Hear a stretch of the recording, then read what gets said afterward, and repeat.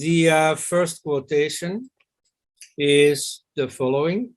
The non-Hindu peoples in Hindustan must either adopt the Hindu culture and language, must learn and respect and hold in reverence the Hindu religion, must entertain no idea but those of glorification of the Hindu race and culture.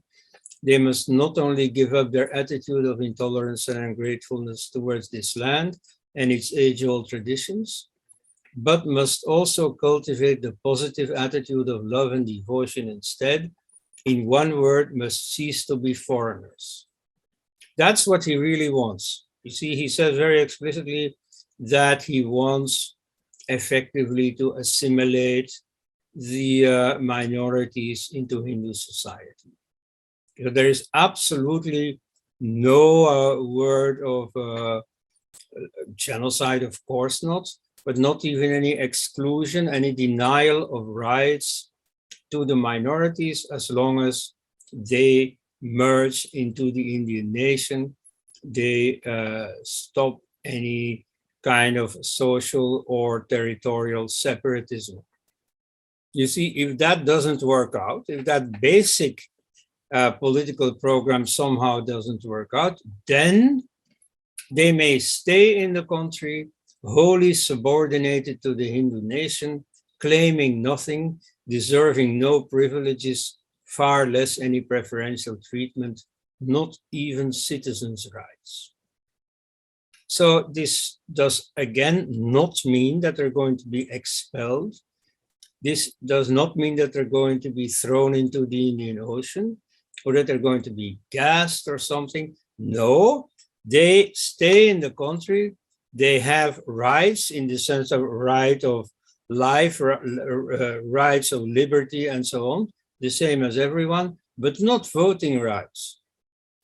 So they're treated as guests rather than as full citizens. So that's something else than what happened to certain minorities in Nazi Germany, as far as I know. So this is claimed to be a call for genocide of the minorities, Holocaust of the minorities, and so on. Well, the text is very implicit that that is not at all what it wants. It agrees to let them stay in the country, even if they have a social separatism, even if they do not merge into the nation, even then they may stay in the country. Only they cannot determine the policies of the country.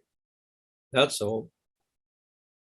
So, you see, I find this a bit, I mean, I don't want that, you see, that people who are just members of the nation are somehow excluded from political rights. But at any rate, it is far, far, far less atrocious than is usually presented. And of course, this is something that Golwalkar wrote in 1938. That is not the political line of the RSS today, much less of the governing party BHU. So in fact, what he does propose for the recalcitrant minorities, not for the minorities in general, but for those who insist on being separate, well, he proposes for them a condition of dhimitude. That is what exists in Islamic states, what Hindus have suffered for centuries. Namely that the minorities can live under Muslim rule, but with severely curtailed rights, with, of course, no right at all to participate in government, no right to bear arms, a number of humiliating conditions, but they can survive, they're allowed to survive. So what Golwalkar proposes is a very mild form of this dhimitude. Of course, the discriminations under real dhimitude are a lot sharper than what Golwalkar proposes. So I would expect in a normal world that all those who criticize Golwalkar for this mild dhimitude would also come forward and criticize the far sharper dimitude in Islamic states. But I haven't heard of that.